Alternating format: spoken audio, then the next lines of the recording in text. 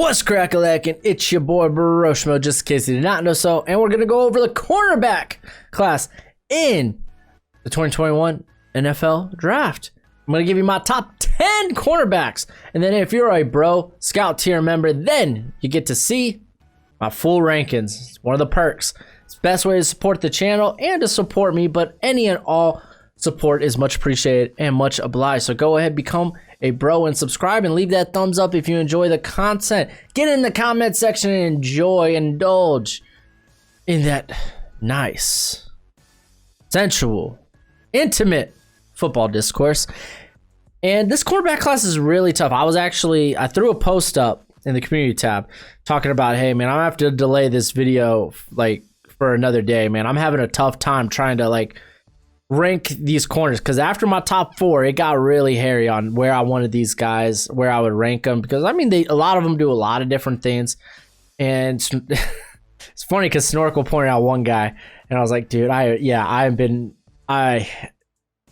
gone over him like multiple times on Saturday, and I've moved him into like 3 different rounds. It's a very intriguing class. But without further ado, let's go ahead. Let's start from the top. At number 1, Caleb Farley out of Virginia Tech. He will, and I don't think it's no longer the 1A, 1B with Patrick Surtain. I think just when it comes down, he has elite cornerback traits, like elite shutdown corner traits. Size, length, athleticism. He's probably going to run a 4.3. I won't be surprised if he does. You might point out, oh, he only had 1 year of elite production. Yes, you're right. You might point out, hey, he's had a few injuries throughout his career, but none of them really correspond with one another, so I'm not worried about him being a injury-prone prospect in the next level. He didn't see a lot of press man snaps, only 58 throughout his career. He played predominantly in a very zone-heavy scheme there at Virginia, but this guy's speed is just ludicrous. He has makeup speed and closing speed like no other corner in this class. His 2019 was a very significant jump compared to the 2018, but he was darn near elite in 2019. So that's why I think he's going to be the first corner off the board. Now, let's talk about Patrick Surtain here, because we all know what's going to be his biggest con here. So let's go over the good first. He's one of the best technicians in this class in terms of just his technique.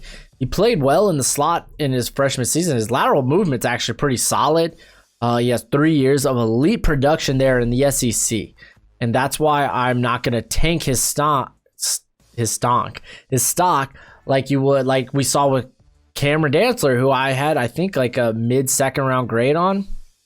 And he ended up falling hard because there were concerns about he wasn't nearly as lengthy as people liked, and he ran slow. I'm not nearly as worried. I'm not going to do that to a guy that has put up 3 elite seasons of production against the toughest conference in college football. He played considerably more press snaps too than anyone else in this class. He was a very solid deep ball defender, but the big con, you worry about his movement skills. You worry about the speed. His speed is his biggest concern by far, and I think that's what's going to separate him and Farley, because, I mean, he did have some bad beats in press last year, like mainly Josh Palmer, which if you already checked out the receiver video, you know I'm pretty high on Josh Palmer. But yeah, I think Surtain's still first round guy regardless. And then I have JC Horn, man. Just big, your ideal big physical press man corner, man. He's got the skill set and the build for it. He's very physical at the line of scrimmage and at the catch point. All things that point to, and I like this guy as a press man corner. He does a good job locating the football at the catch point. I just want to see better ball skills from him, man. I want to see him to turn those incompletions into interceptions, because we didn't really, the only one time we saw true ball skills from him was the Auburn game last year. I think that's where all his ball skill plays came. He had 2 interceptions and 5 pass breakups. So I want to see it. He did jump up in penalties in 2020. But I mean, being a press man corner, you're going to play a bit more physical anyway. I just think this guy is kind of this diamond in the rough, you know? And I'm willing to take that first round shot on him. And actually, these top three guys are the only first round prospects I have at the corner position.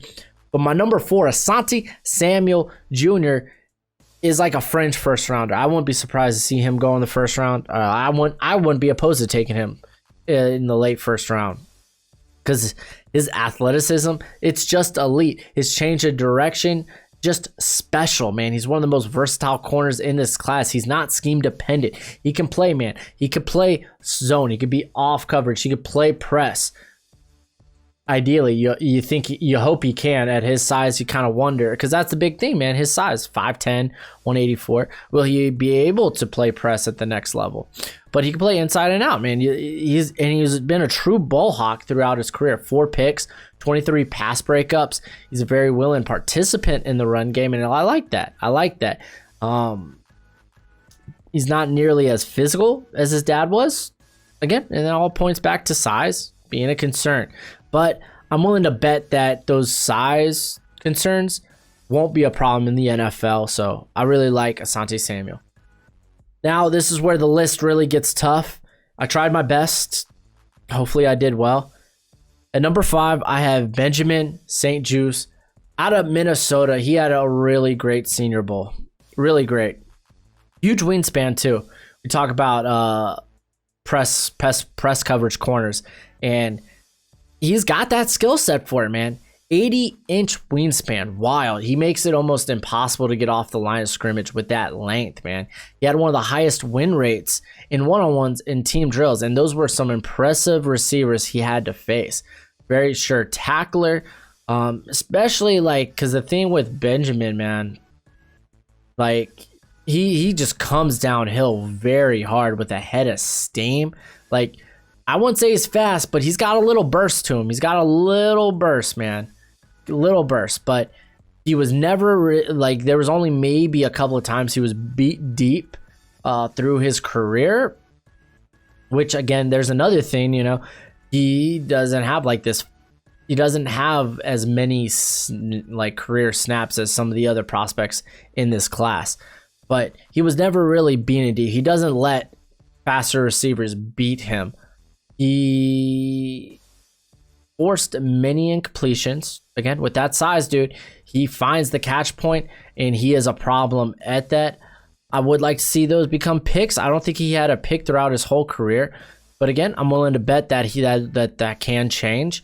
Speaking of change direction, not great, but again, a guy that he will not let you win early. He will not.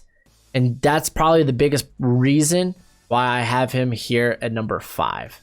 And then I have Tyson Campbell, everyone's favorite prospect out of Georgia. I get why people don't like him, but I think it's because they're watching only one game. They're watching the Alabama game, where literally he allowed almost half of what he allowed all season in that one game. Alabama was doing a lot of corners dirty. So everyone calm down. But he has the ideal physical tools and athleticism for the position. He is skinny. I do want to see him put on more weight. We'll find that out during the pro days. But, I mean, despite that, he was a pretty sure tackler there at Georgia. He was always contesting the catch point, but he has really no ball production to speak of from it. So that was the one problem with Georgia corners is just actual ball skills, because typically they're playing press and they're not getting their head around quick enough to actually make plays on the ball. And I think he was much better than some at that over the past few seasons. He plays more reactionary instead of proactive. So I want to see him become kind of a better processor when it comes to that.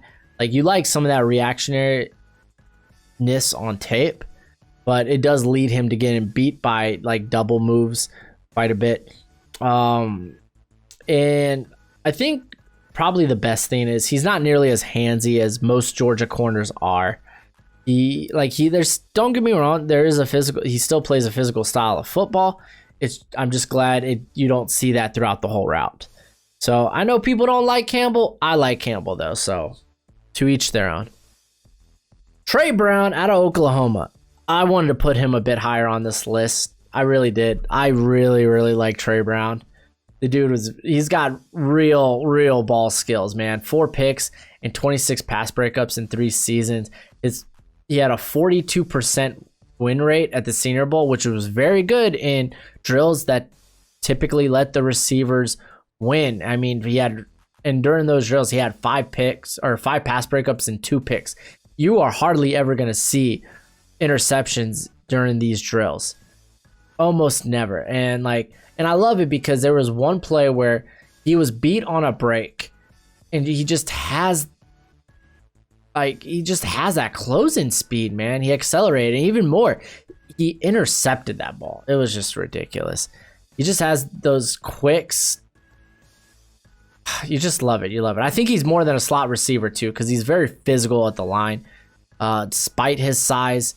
And this is what helps. Tons of experience on the outside there at Oklahoma. I know Big 12, you typically don't play a lot of press, but he has played a considerable amount of press compared to some of these other corners in the class. 17 penalties over the last 2 seasons. So he is a bit handsy because, you're going to you're almost expected, you're going to get tested against bigger receivers. So I'm not too worried about that. Again, man, I love how quick he breaks on routes, and the ball skills. It's a real thing, dude. I think this guy can hang on the outside. I'm willing to take a shot, maybe throw him in the slot immediately, and then eventually move him to the outside. And then Fatu Melifonwu out of Syracuse, man. Much like his brother, dude, he is a rare athlete for his size. Really, really rare. Just the length, it's elite, but he doesn't have a lot of press, a lot of man snaps in press. He played press here and there, but they actually played a lot of zone there at Syracuse. He did a good job of shedding his soft label. That's, I think, what you're going to see a lot of people say. He plays a soft brand of football. I thought he was a lot more physical at the line at the Senior Bowl, man. He was jamming guys in one-on-ones. The upside for me, with much like his brother, is it's too much to ignore. And unlike his brother, playing corner, which again, I think his brother should play corner, not safety. I think he can translate into a very competent starter. So yeah, 2nd round grade. And yes, it's based on the pure upside. His production was solid too, so don't get me wrong on that. And then I'm going to start my 3rd round corners here at 9. I got Tay Gowan out of Central Florida. I'm very indifferent when it comes to him. He's very impressive athleticism, very impressive physical tools in terms of just size, speed, and length. They're all plus. Crazy movement skills in 2019. He played a variety of different coverages there for Central Florida. But that's the thing. He has 1 year of elite production against lesser competition. He's very skinny at 185. He's got the Tyson Campbell thing going. He wasn't a very highly recruited prospect. Only a 2-star recruit. And he eventually played there at Miami, Ohio. I think he eventually actually transferred after his freshman season, did JUCO, and then he played for Central Florida in 2019, decided to opt out. I don't know why. But you're kind of betting on his high-end tools. It's just that limited sample size, and against, competition. You wonder, but that's kind of the theme with some of these corner prospects. More so the edge prospects. You see all these traits. It's just the production's whoa. I don't know if I should risk it for the biscuit here. But I don't know. We'll see. I think if out of any of the guys on my rankings, this is the one that I may move around quite a bit. And then Greg Newsome will finish the list off here out of Northwestern. He played in a very zone-heavy scheme at Northwestern. Not many press snaps, not many man snaps. He has good length, constantly making plays at the catch point, though. Very quick feet, you could tell in his back pedal, and just to his movement skills in general. I thought he moves his feet very, very well. He really doesn't take any bad moves, you know? Didn't face many top tier receivers though. That's the thing. Like, you could point to the Ohio State game, which he had to leave early because of injury. The explosiveness or the burst it's okay. I don't think it's special. But I think ideally that he's going to be an off-ball guy just with the lack of amount of press he's played. You're probably going to play him more off-ball anyway. He's more used to coming downhill. So I like Greg Newsome, but third round sounds a bit more right. But that's it for the video. Unless, of course, you're a Bro Scout tier member, then you're going to see the rest of these rankings, and we'll get into it in a bit. But until next time, for all you other folks, you bees, my friends. Later.